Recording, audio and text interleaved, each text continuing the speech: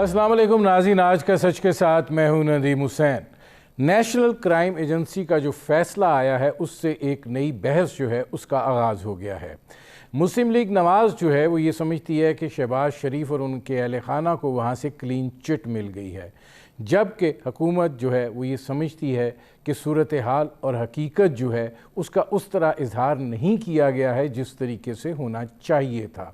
इससे पहले कि इस पर थोड़ा सा मैं आगे बढ़ूं, सबसे पहले आपको सुनाते हैं कि जो मुशीर एहतसाब हैं शहजाद अकबर साहब, उन्होंने इस सूरत हाल के ऊपर क्या कहा है। ये जो एसेट फ्रीजिंग ऑर्डर था, ये नेशनल क्राइम एजेंसी ने सुलेमान शहबाज शरीफ और उनके लॉयर हैं जुल्फकार अहमद का एक जो अकाउंट, उसके ऊपर एसेट फ्रीजिंग ऑर्डर लिया था बेस्ड अपॉन सस्पिशियस ट्रांजैक्शन। इस पूरे ऑर्डर के अंदर शहबाज शरीफ का नाम नहीं है, शहबाज शरीफ को किसी चीज में एक्विट नहीं किया गया है। शहबाज शरीफ सो मच सो लंदन में मनी लॉन्ड्रिंग के ऊपर चार्ज भी नहीं हुए थे, लेकिन इसके बावजूद एक एसेट फ्रीजिंग ऑर्डर का खत्म होने को ऐसे बनाकर पेश किया गया कि शहबाज शरीफ को बर्रियत हो गई है मनी लॉन्ड्रिंग की केस के लंदन में। दूसरी चीज जो बहुत बढ़ा चढ़ाकर पेश की जा रही है कि एसेट रिकवरी यूनिट या नेशनल अकाउंटेबिलिटी ब्यूरो ने ये मुकदमा शुरू करवाया,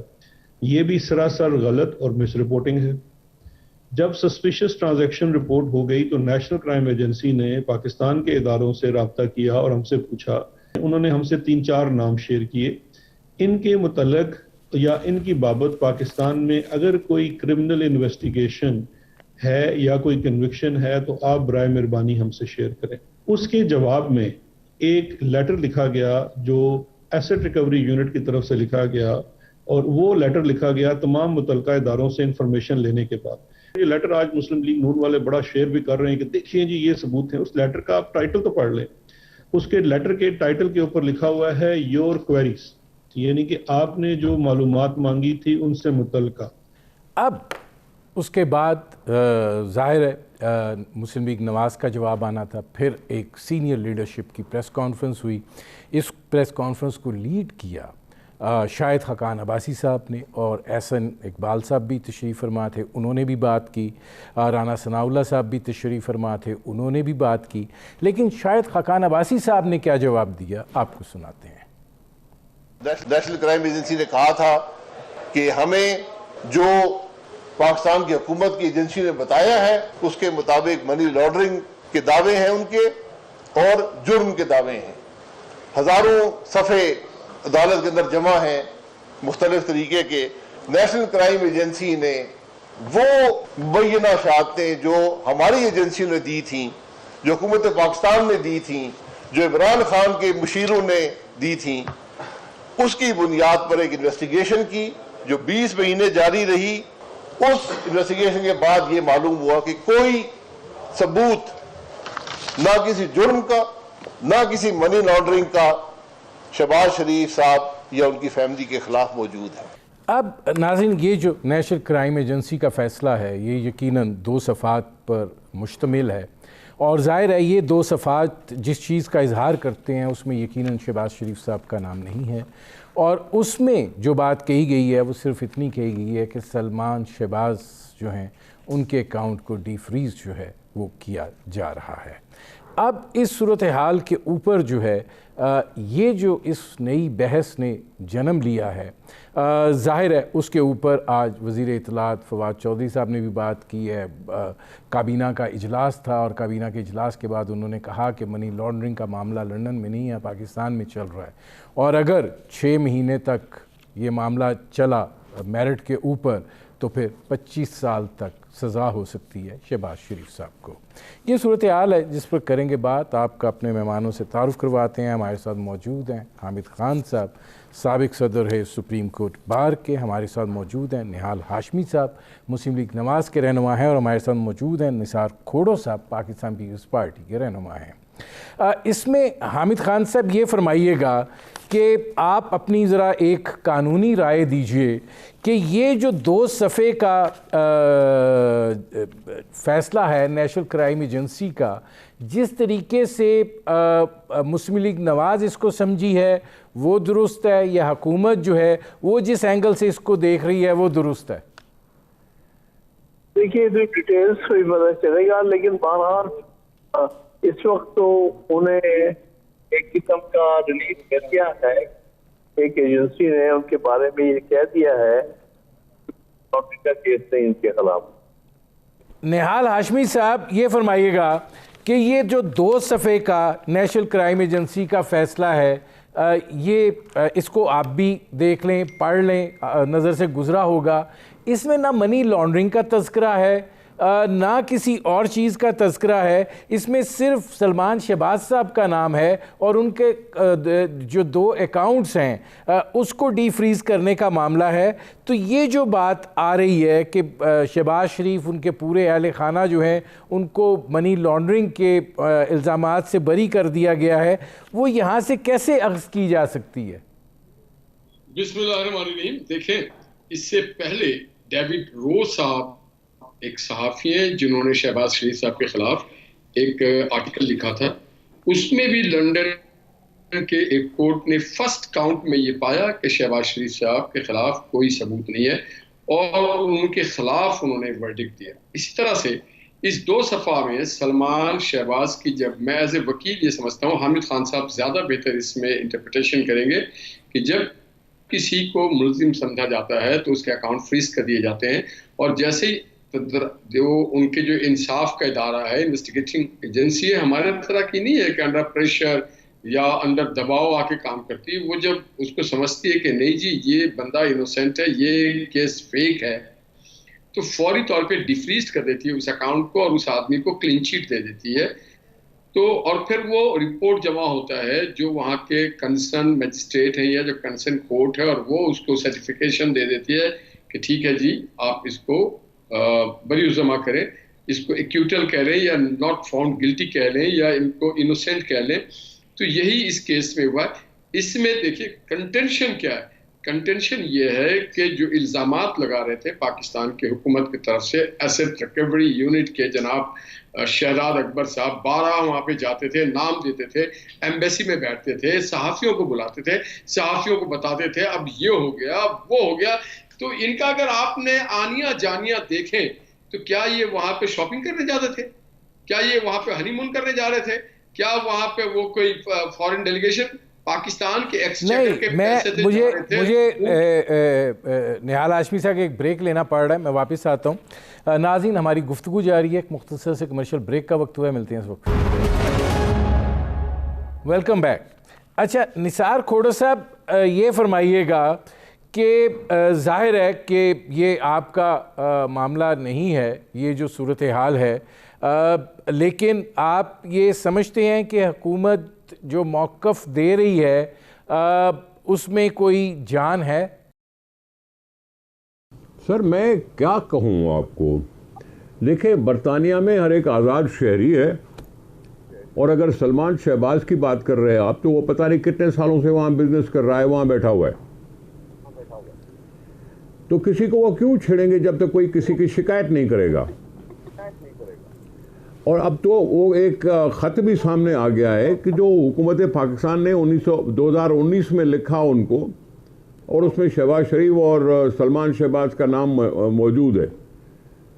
तो ये वफाकी वज़रा सारी अपनी जान बचाने के लिए, वो जान बच नहीं सकती, जाहिर है उन्होंने किया है, उसमें टाइम लगा है, और अगर किसी ने उसके अकाउंट को डीफ्रीज कर दिया है तो चलो डीफ्रीज हुआ है। इंग्लैंड के कोर्टों में आपकी इंटरफेरेंस तो चलेगी नहीं, फैसला करने का अख्तियार उनको है, शिकायत करने का अख्तियार आपको है। आपने अगर शिकायत कर भी ली है तो क्या बड़ी बात हो गई, आप तो पता नहीं क्या क्या कुछ करते रहते हैं अखबारों में मुखालफों के लिए। ठीक है। अच्छा, मैं तो नहीं समझता कि वफाकी वजीरों के बयान पर कोई इतनी तवज्जो देनी चाहिए। हो गया उनका अकाउंट डीफ्रीज तो हो गया है। ठीक है। अच्छा, अब निहाल हाशमी साहब ये फरमाइएगा कि ठीक है आप जो बात कह रहे हैं कि जी वो गए आए सब कुछ हुआ, लेकिन आप चूंकि वकील भी हैं, इस 2 सफ़े के लेटर को पढ़ के अब आप भी तो ये दावा नहीं कर सकते कि शहबाज शरीफ साहब को क्लीन चिट मिल गई है, शहबाज शरीफ साहब के ख़िलाफ़ कोई मनी लॉन्ड्रिंग की तहकीकात हुई थी या बाकी सारी चीज़ें जो हैं वो हुई थी। असल तो वो यहाँ पर चल रहा है, इसके ऊपर ये बात तो नहीं कही जा सकती।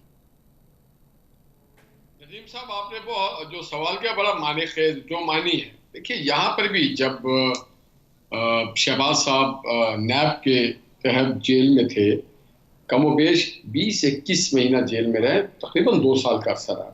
जब उनको जमानत दी गई तो उसमें जो रीजंस लिखे गए हमारे division bench Lahore high court के जानिब से, उसमें उन्होंने बड़ा क्लिस्टर लिखा कि इनके खिलाफ कोई सबूत नहीं। 20 महीना से ये, हालांकि जो नैब लॉ है उसके मुताबिक तो 1 महीने के अंदर सारा एविडेंस आके जजमेंट आ जाना चाहिए। 21 महीना दिया गया, 21 महीने में कोई क्रेडिबल एविडेंस नहीं आया, कोई एविडेंस नहीं लाया, कोई रिकॉर्ड नहीं हो सका, 1 single aorta of a single penny. तो फिर कोर्ट कहती है कि हम किसी आदमी के आजादी को, फ्रीडम को कैसे रख सकते हैं। तो उन्होंने इस बुनियाद पे उनकी जमानत दी। 2 साल में तो केस में अगर प्रॉपरली चला जाए, जो आजाद रियासतें हैं, आजाद मुमलिकत हैं, जहां पे कोर्टों पे दबाव या इन्वेस्टिगेशन एजेंसी पे दबाव नहीं होता है, तो वहां पर तो सुप्रीम कोर्ट तक 21 महीने में केस फाइनल होकर आ चुका होता है। और आपको मालूम होगा कि यहाँ पे जिस तरह से FIA के साबिक DG जनाब बशीर मेमन साहब ने जो कुछ टेलीविजन पे आके कहा कि कितना उनके ऊपर प्रेशर था, किस तरह से उनको बुलाया गया, कहा गया कि इनके पे केस बनाया जाए। तो यहाँ पर भी जो केसेस, देखिए केस इल्जाम लगाना, आप मुझ पे, मैं आप पे लगा सकता हूँ 5 मिलियन या 50 मिलियन। मैं निहाल हाशमी साहब आता हूँ। अच्छा, इसमें हामिद खान साहब ये फरमाइएगा कि अब ये जो बयानबाजी है या सारा सिलसिला है, इसके अंदर फिर कैजुअल्टी आप समझते हैं एहतसाब की हो रही है? जाहिर है अगर उन लोगों के बारे में है जिनके बारे में एहतसाब हो रहा है, अगर कोई फॉरेन एजेंसी की रिपोर्ट उनके हक में है तो उनकी हद तक तो अफेक्ट होगा। लेकिन हामिद खान साहब, सवाल ये पैदा होता है कि सिर्फ सलमान शहबाज का अगर नाम है तो उसको लेकर शहबाज शरीफ साहब के साथ कैसे लिंक किया जा सकता है? देखिए, हर शख्स का अलग अलग होता है। अब मैं एग्जैक्टली रिपोर्ट का मुझे नहीं पता है डिटेल में कि बाप और बेटे दोनों के बारे में अलग अलग रिपोर्ट है कि उन दोनों के बारे में एक अच्छी रिपोर्ट है, वो तो देखना पड़ेगा। नहीं हामिद खान साहब, ऑर्डर तो एक ही है और 2 सफ़े का ऑर्डर है जिसके अंदर उन्होंने कहा है कि सलमान शहबाज साहब के अकाउंट्स डी फ्रीज कर दिए जाएं, दैट्स इट। हाँ, वो इसलिए कर दिए कि वो जो एलिगेशन उन पर थी वो उन्होंने देखा है कि बज़ाहिर प्राइमा फेसी हम कहते हैं वो उसमें जान नहीं है, इसलिए उन्होंने डी फ्रीज कर दिए। क्योंकि किसी के अकाउंट फ्रीज करना जो है वो ज्यादती होती है, उसके लिए मुश्किलात पड़ती हैं। तो उन्होंने बज़ाहिर सारे मामला को देखने के बाद ये फैसला किया है कि इनके अकाउंट फ्रीज रखने का कोई जवाब नहीं। अच्छा, इसमें निसार खोड़ा साहब, मुझे ज़रा अब आगे बढ़ना है। आज वफाकी काबीना का इजलास था, हुकूमत एडमेंट दिखाई दे रही है मुश्तरका इजलास बुलाने पर। हुकूमत तुली हुई है कि इलेक्ट्रॉनिक वोटिंग मशीन और ओवरसीज़ पाकिस्तानियों को वोटिंग का हक, ये बिल मंजूर करवाए जाएं। आपको क्या लगता है कि मामला अब आगे बढ़ रहा है इस पे? सर माफ़ कीजिएगा, बात ये है कि हमें दुनिया से सबक सीखने का पता नहीं क्यों शौक नहीं है। ये EVM पहले हुआ था नॉर्वे में। नॉर्वे की रिज़ल्ट यकलख्त पता नहीं क्या आ गई, वो रिज़ल्ट कैंसिल करना पड़ा था। उन्होंने EVM से हाथ उठा लिया। साथ ही साथ 2 और मुल्क थे, उन्होंने भी हाथ उठा लिया। ये फिनलैंड ने भी हाथ उठा लिया। आपको अमेरिका का भी पता है कि वहाँ क्या हुआ था अल गोर के ज़माने में। हमें देखें ना, हम कोई रास्ता बंद तो नहीं कर रहे हैं। हमने तो यहाँ तक भी एग्री किया ना कि पार्लिमानी कमेटी बिठाते हैं, पार्लिमानी कमेटी, उसके लिए रजामंदी दिखा दी। चलो पीपल्स पार्टी ने दिखा दी, PMLN ने दिखा दी। अब वो जब असेंबली में पहले कानून पेश करके और पास करा देते हैं तो फिर तो बात जिद की आ जाती है ना। और जिद की बात पे एक रिस्की मामले पर कंसेंसस कैसे बनेगा? एक रिस्की मामला है, रिस्की। हमने 8 इलेक्शन गुजारे हैं बगैर EVM के और पाकिस्तान की जमहूरियत फिर भी चलती रही है। आरटीएस का सिस्टम इलेक्शन कमीशन का फेल हुआ, छोटा सा है सिस्टम आरटीएस, वो इलेक्शन कमीशन कामयाब नहीं करा सकी। हम तो 8 इलेक्शन भुगत रहे हैं ना, भुगत रहे हैं। निसार खोड़े साहब, मुझे एक ब्रेक लेना पड़ रहा है, मैं वापस आता हूँ। नाज़रीन, हमारी गुफ्तगू जारी है, एक मुख्तसर से कमर्शियल ब्रेक का वक्त हुआ है, मिलते हैं इस वक्फे के बाद। Welcome back. अच्छा, निसार खोड़ो साहब, जो आप बात कर रहे थे उसमें एक ये भी अब आ जाता है कि हुकूमत अगर ये चाहती है, उन्होंने कहा जी 20 ईवीएम मशीनें हम बाहर से मंगवा रहे हैं और अपोजिशन जो है उसके साथ हम चाहते हैं कि मानी खेज़ मुज़ाकरात हों, ना तो ये कि वो कोई डिले के हरबे इस्तेमाल करें और ना ही गैर संजीदगी का मुजाहरा जो है वो करें। उसी और अगर नहीं होता तो फिर हम मुश्तरका इजलास बुलाएंगे और उसके अंदर ये मामला हम सॉर्ट आउट करेंगे। तो फिर ये करने की क्या जरूरत थी? स्पीकर को बीच में पढ़ने की क्या जरूरत थी? स्पीकर ने अपोजिशन की पार्टियों को क्यों बुलाया? अपोजिशन पार्टियों से रिक्वेस्ट क्यों कि पार्लियामानी कमेटी में राजी हो जाए? फिर दूसरे दिन नेशनल असेंबली में दूसरा मौक़िफ़ क्यों उठा लिया? इसका मतलब तो सिर्फ यही है कि झगड़ा चाहते हैं, हम इनकार करते रहें, वो इकरार करते रहें और इलेक्शन कमीशन लाताल्लुक सा बना हुआ बैठा है। इलेक्शन कमीशन भी अपना फुट डाउन कर सकती है कि जी मेरी रिस्पॉन्सिबिलिटी है, मैं कराऊंगा। उसको आज़ाद करते नहीं हो आप। प्रिजाइडिंग पोलिंग स्टेशन से रिजल्ट्स आने का इतना सा छोटा सा तरीका कि जी पोलिंग स्टेशन से रिजल्ट 1 मिनट में आ जाए, इसमें हम फंसे हुए हैं, इसमें फंसे हुए हैं।